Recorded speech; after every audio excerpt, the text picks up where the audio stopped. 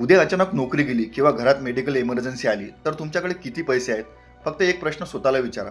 आजपासून 6 महिन्यात कोणतेही उत्पन्न नसेल तरी तुम्ही घरातला खर्च चालू शकता का? जर उत्तर नाही असेल तर हा व्हिडिओ शेवटपर्यंत नक्की बघा. सर्वात आधी समजून घेऊया इमर्जन्सी फंड म्हणजे काय. अचानक आलेल्या आर्थिक संकटासाठी बाजूला ठेवलेली रक्कम. फॉर एक्झाम्पल नोकरी जाणे, मोठा आजार, अपघात, व्यवसायात नुकसान, घरातील तातडीचा खर्च. अशा वेळी कर्ज घेण्याऐवजी इमर्जन्सी फंड तुमची मदत करतो. इमर्जन्सी फंड किती असावा? फायनान्स एक्सपर्टच्या मते किमान 6 महिन्याचा खर्च एवढा इमर्जन्सी फंड असावा. फॉर एक्झाम्पल जर तुमच्या महिन्याचा खर्च 25,000 असेल तर 25,000 गुणिले 6 म्हणजे 1.5 लाख रुपये म्हणजे तुमचा हा इमर्जन्सी फंड असावा. जर तुमची नोकरी स्थिर नसेल किंवा व्यवसाय करत असाल तर 9 ते 12 महिन्याचा खर्च इतका फंड ठेवणे अधिक सुरक्षित ठरते. इमर्जन्सी फंड कुठे ठेवावा?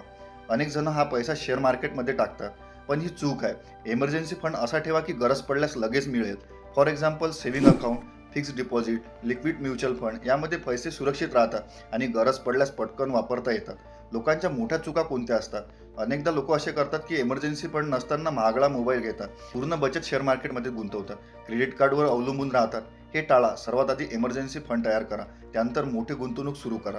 लक्षात ठेवा, इन्व्हेस्टमेंट तुम्हाला श्रीमंत बनवू शकत नाही, पण इमर्जन्सी फंड तुम्हाला आर्थिक संकटातून वाचवतो. आजच तुमचा मासिक खर्च मोजा आणि इमर्जन्सी फंड तयार करण्याची सुरुवात करा. जर हा व्हिडिओ उपयुक्त वाटला असेल तर लाईक करा, शेअर करा आणि अशाच प्रकारच्या माहितीसाठी आपल्या चॅनलला सबस्क्राईब करायला विसरू नका. धन्यवाद.